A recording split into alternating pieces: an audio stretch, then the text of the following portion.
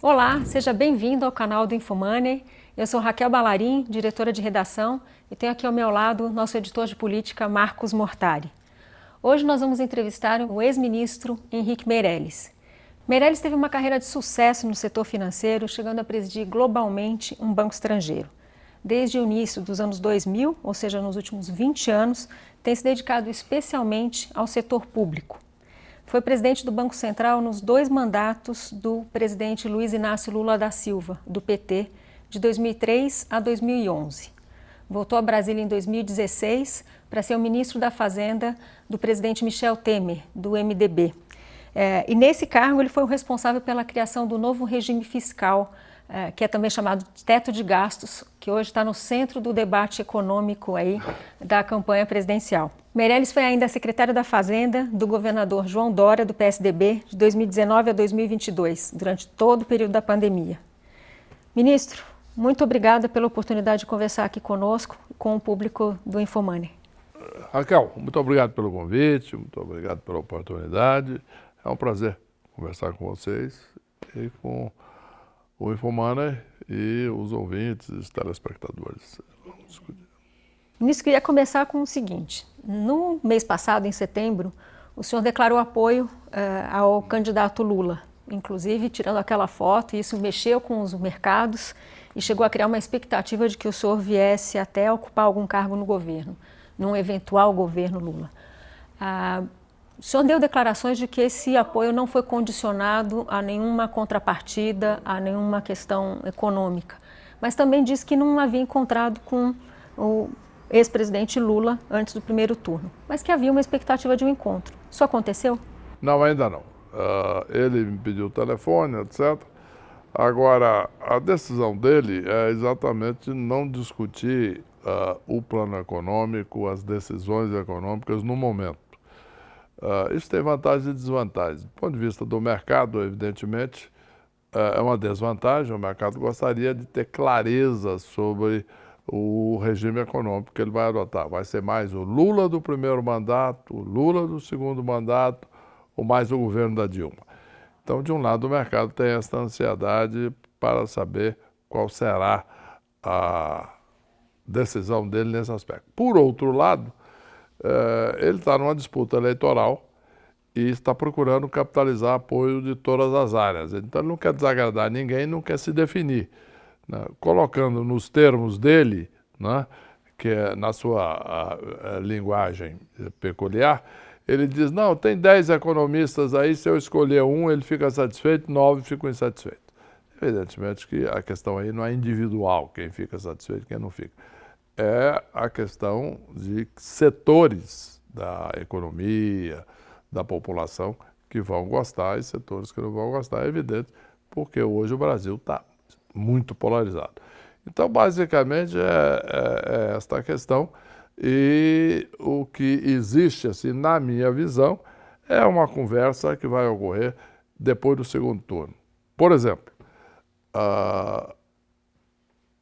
em julho de 2002, quando eu estava chegando ao Brasil, vindo de Boston, onde eu presidia uma organização internacional, eu resolvi me candidatar, na época, pelo PSDB, a um cargo no Congresso.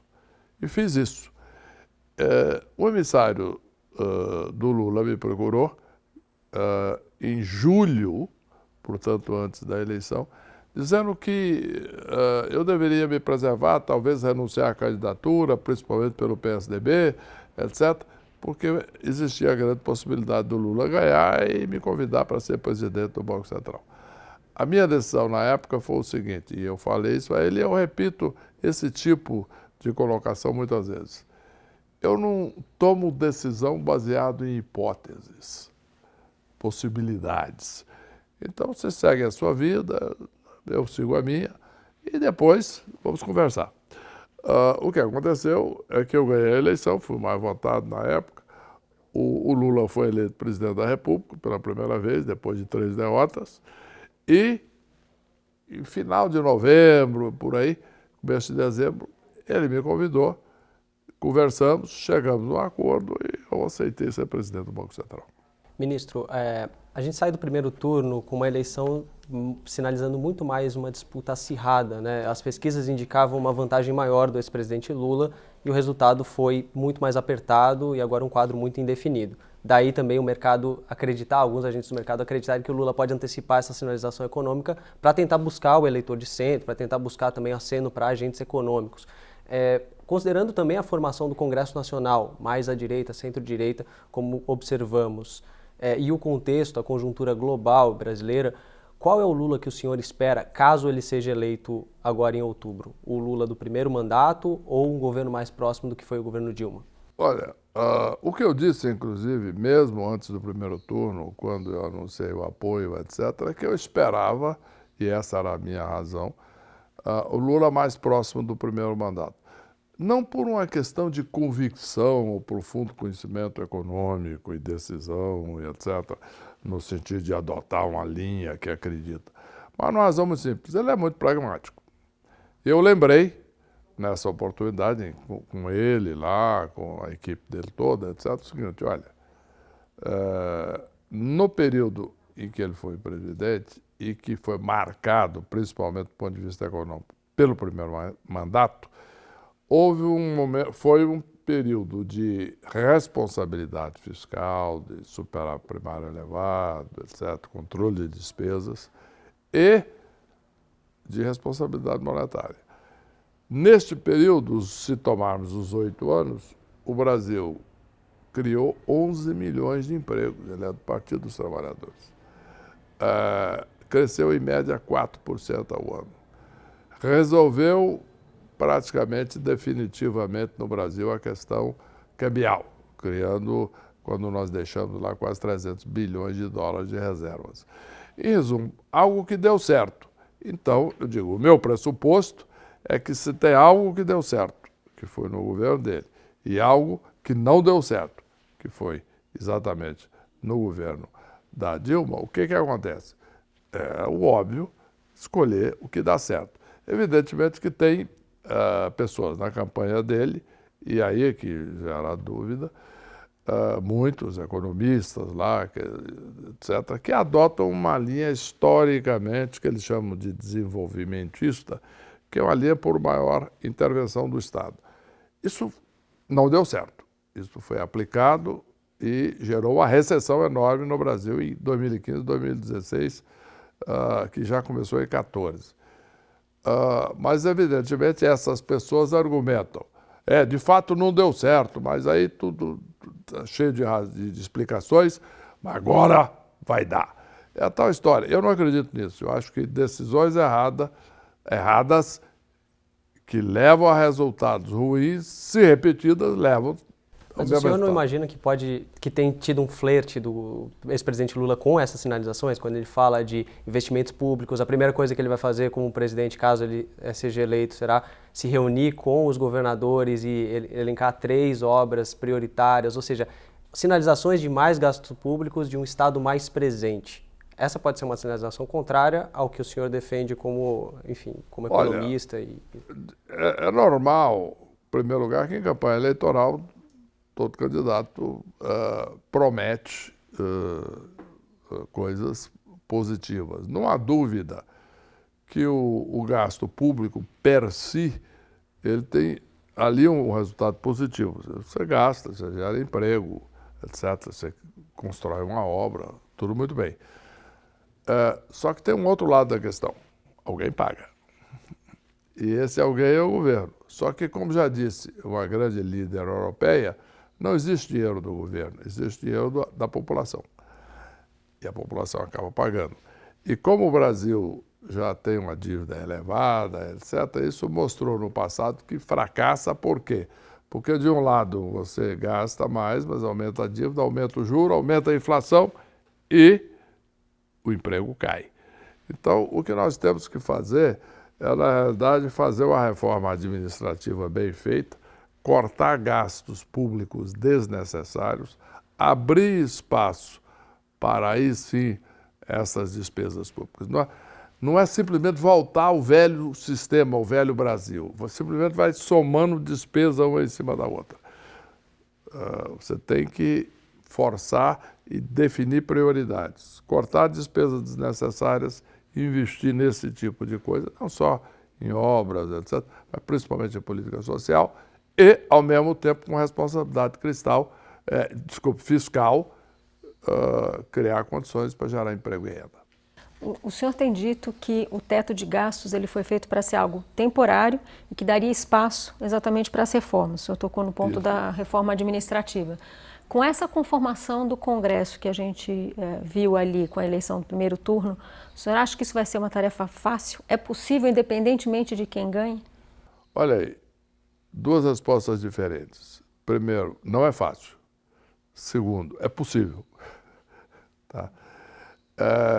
Eu lembro-me, por exemplo, quando eu propus o próprio teto de gastos. Todas as pessoas, jornalistas, analistas, investidores, empresários, me diziam, nunca vai ser aprovado isso. Como é que o Congresso vai aprovar algo que se autolimita na sua capacidade de gastar à vontade? Foi aprovado. Quando eu apresentei a reforma da Previdência, é a mesma coisa, entendeu?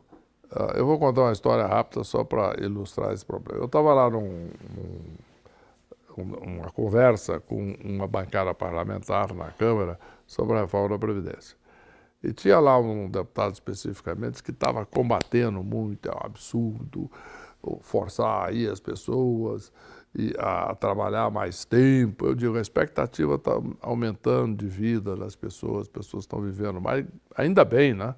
Isso é muito positivo, só que isso custa mais, a despesa da Previdência estão começando a usar todo o orçamento, já usava naquela época mais de 50%. Então isso não é sustentável, mas aquela discussão, continuei falando, não, deixa você. Depois de um bocado de tempo, outros intervindo também, falando, dando as suas opiniões, num certo momento falou, ministro, o senhor me desculpe, mas eu vou ter que sair.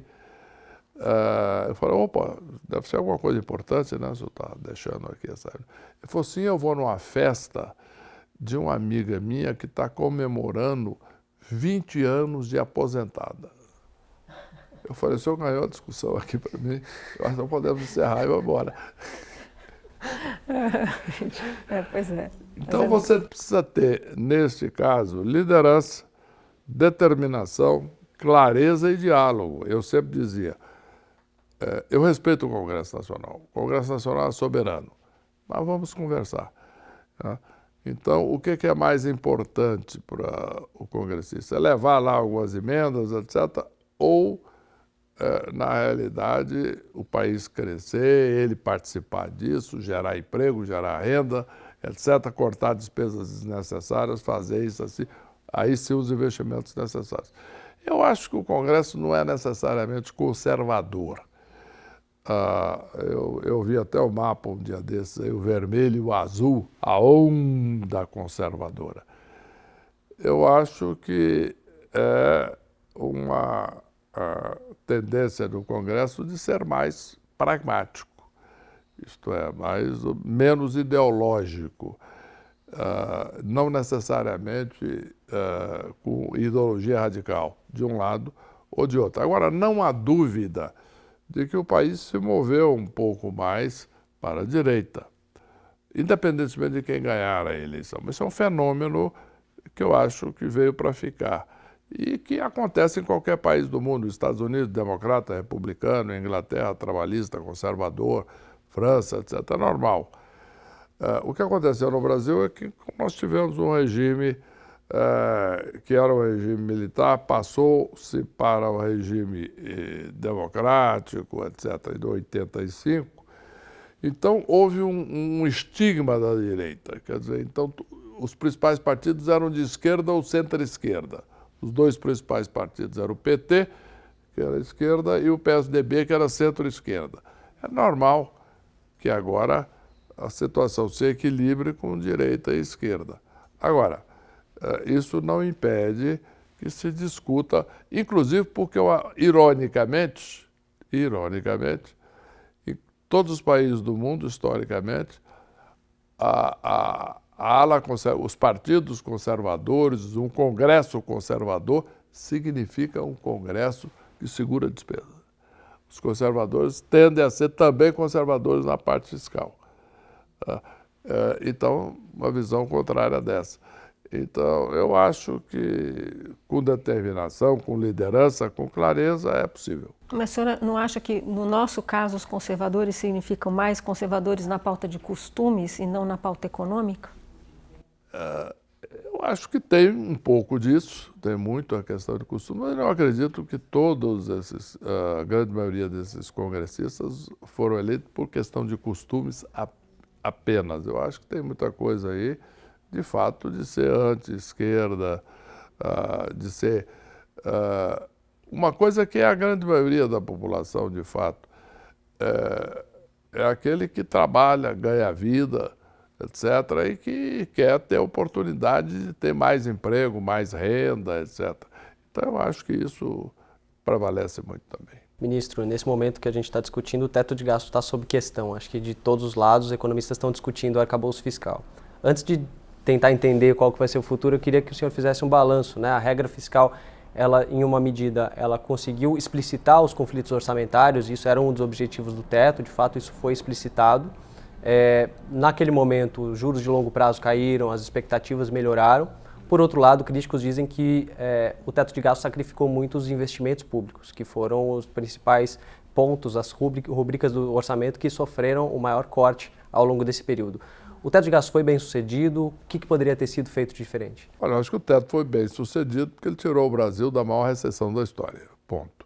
Agora, não há dúvida de que é isso que a maioria dos debatedores não falam, é que, na medida que não foram feitas as reformas fundamentais, principalmente a reforma administrativa e a tributária, que são parte importante, além da Previdência que foi feita, etc., o que acontece?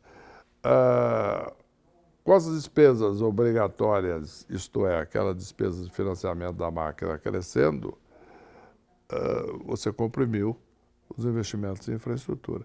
Você tem que abrir espaço para investimento em infraestrutura. Sim. Como? Não aumentando despesa indefinidamente, mas sim cortando exatamente despesas para abrir espaço para as despesas necessárias. A vantagem do teto é essa, forçar a definição de prioridades. Isso é que é importante, né? Nós temos que pagar as despesas públicas, então esse é o problema. Se você olhar o Brasil, olhar a longo prazo, porque às vezes no Brasil nós temos a tendência de ser muito curto-prazista, né? De 1991 até 2016, 25 anos, a despesa pública do Brasil cresceu 6% ao ano acima da inflação. Isso dobrou a percentagem do PIB gasta com o governo. É insustentável isso. Não é possível continuar nessa tendência. E o que fazer agora para frente, né?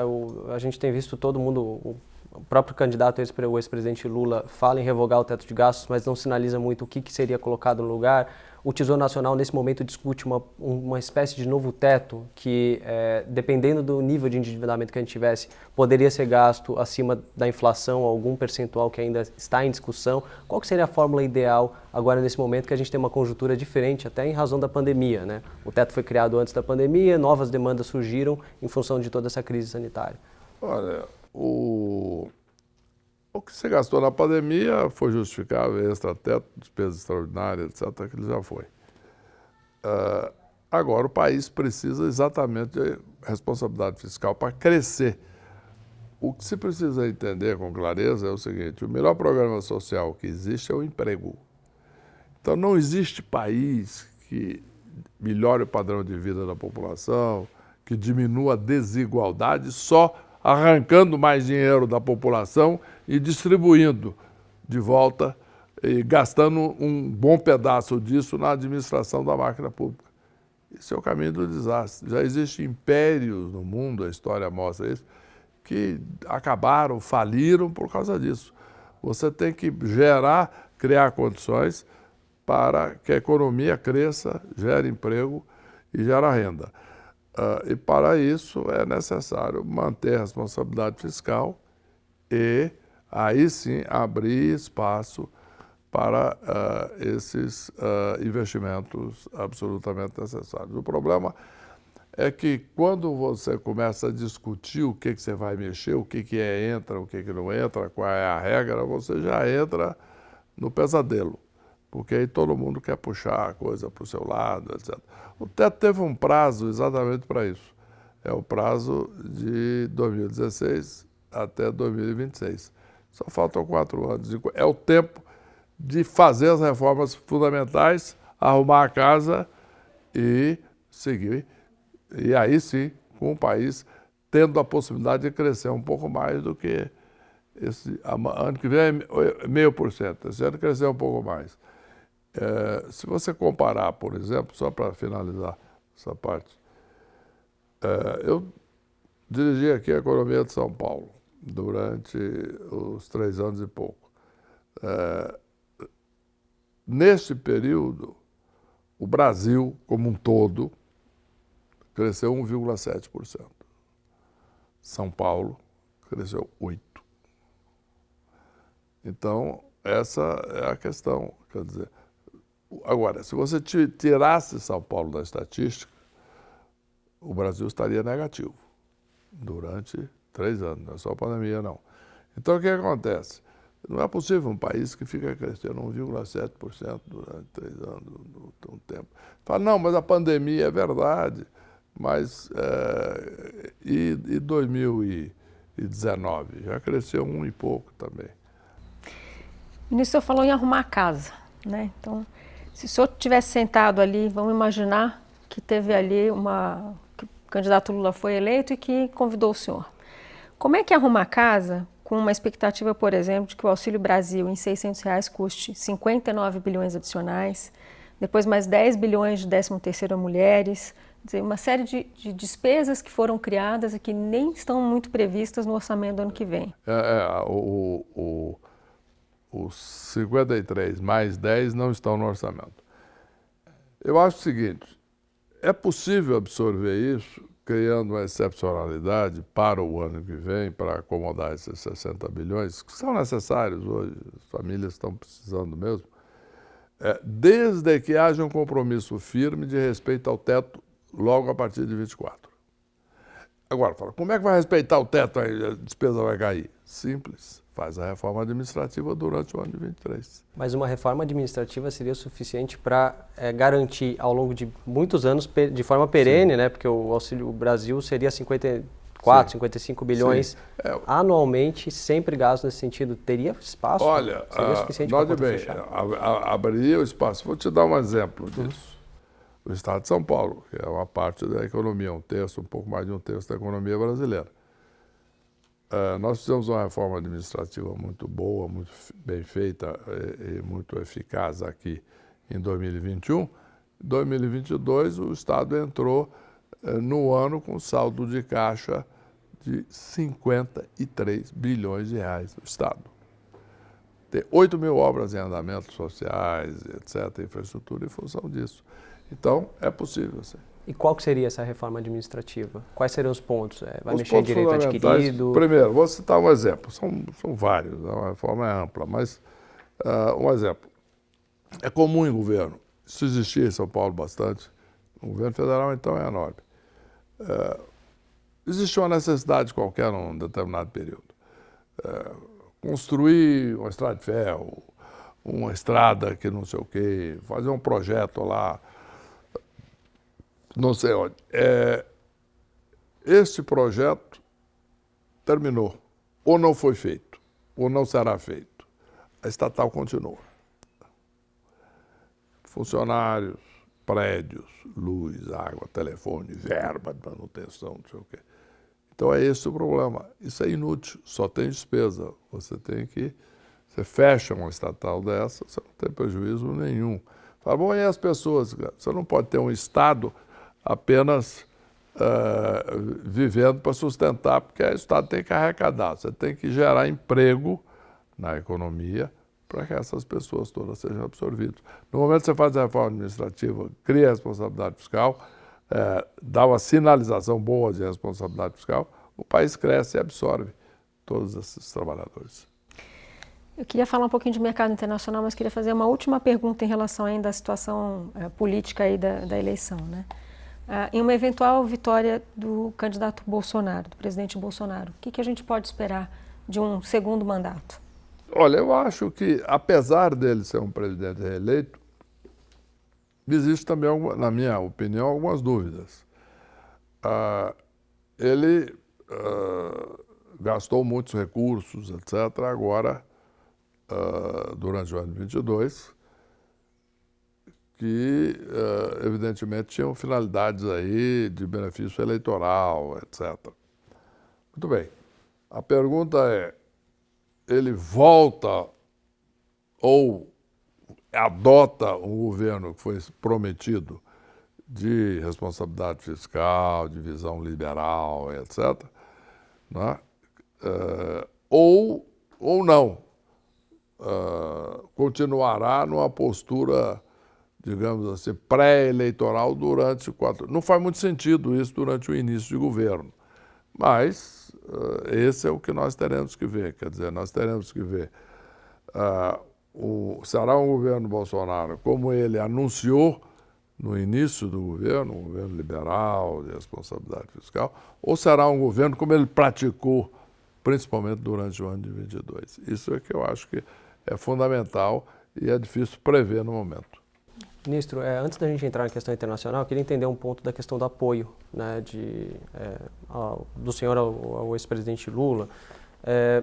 O seu apoio foi ainda no primeiro turno, antes do primeiro turno acontecer. Havia outras candidaturas que, em termos ideológicos, econômicos, acho que até estariam mais próximas da sua visão, até Simone Tebet, enfim, que foram mais claras com relação ao programa. Eu queria entender o timing dessa decisão e também colocar um outro ponto, né, que a gente tem visto agora no segundo turno, economistas liberais, pais do Plano Real, apoiando a candidatura do Lula também, nesse contexto de sem muita clareza sobre as propostas econômicas, e alguns deles, inclusive o Armínio Fraga, chamando a atenção para a questão de um risco democrático, um risco institucional. O senhor concorda com essa preocupação? Olha, sim, quer dizer, eu levo a sério o que as pessoas falam, né? Essa preocupação surgiu, não foi em atitudes, opiniões de pessoas. Isso surgiu em função de declarações do presidente da República. Então, eu levo a sério o que ele está falando. Espero que não tenha problema. Mesmo que ele ganhe, ele respeite os 4 anos, saia, entregue, tá, tudo bem, se ganhar. E espero que, se perder, respeite o resultado. Agora, a minha opinião em relação a esses economistas, e pelo menos eu posso falar por mim, na minha opinião, eu simplesmente coloquei um fato para ele e para a equipe.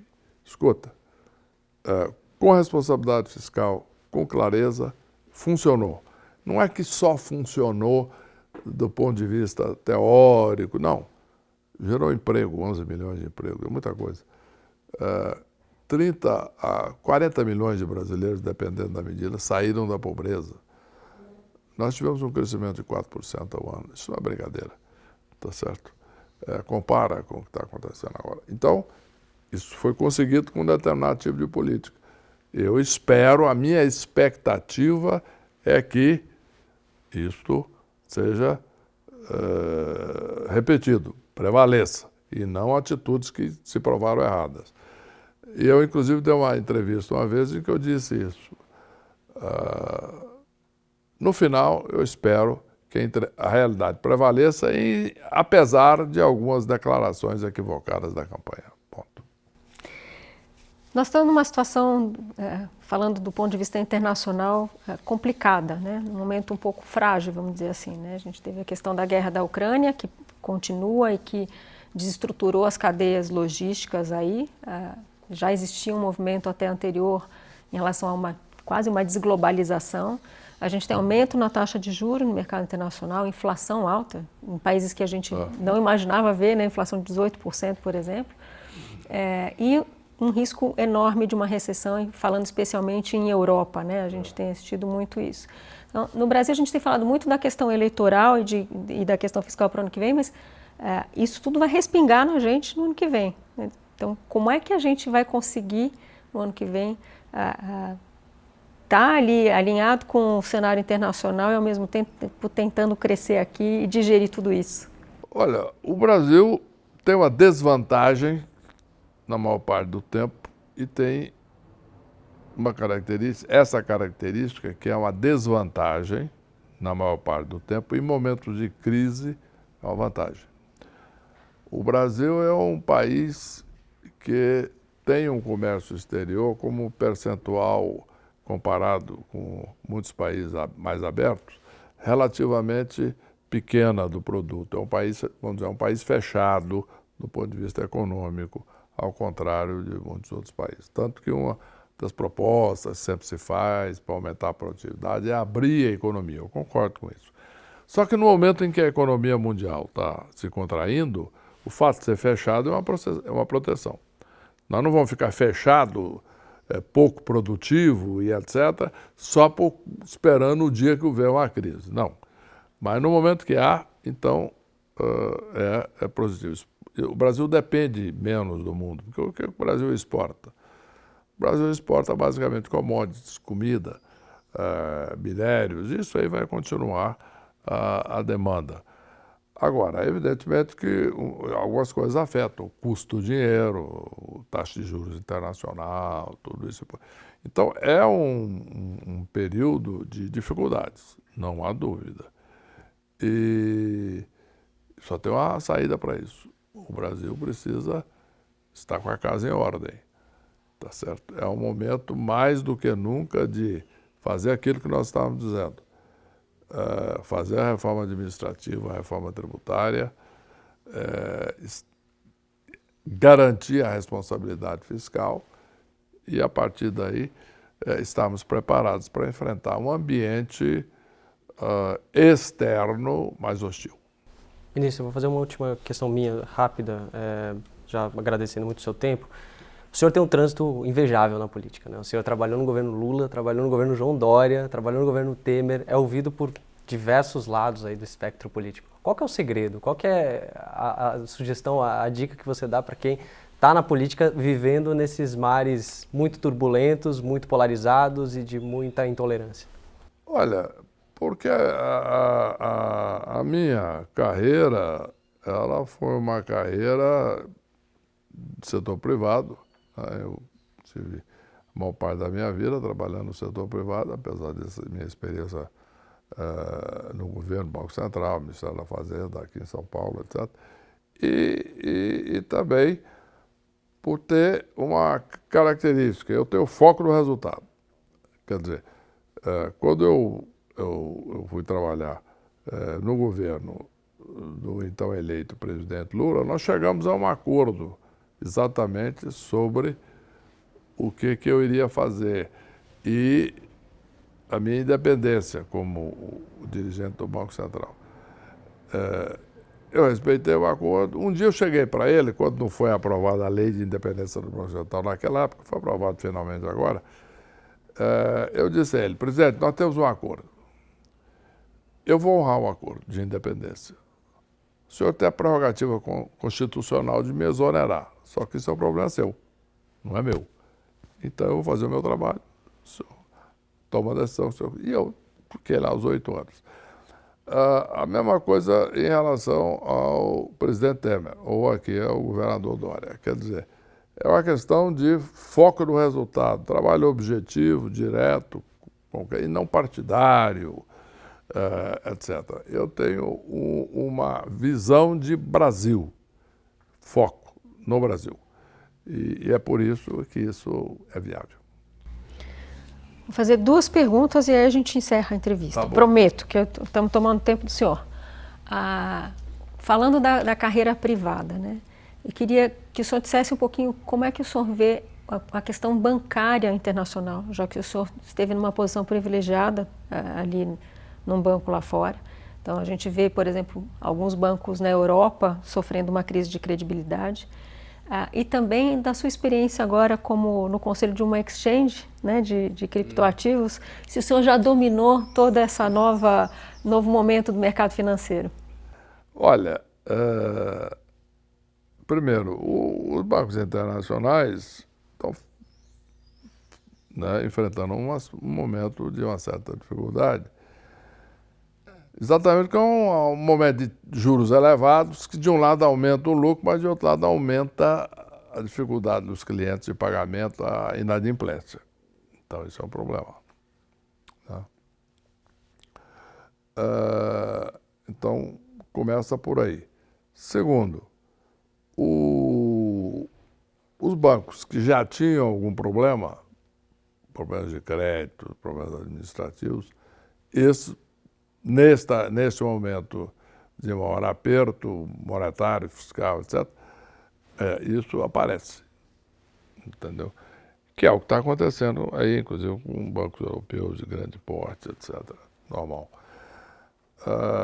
Agora, o fato é que o mundo continua, e aí você mencionou um dado da maior importância, que é exatamente as moedas digitais, a criptomoeda, o criptoativo e etc.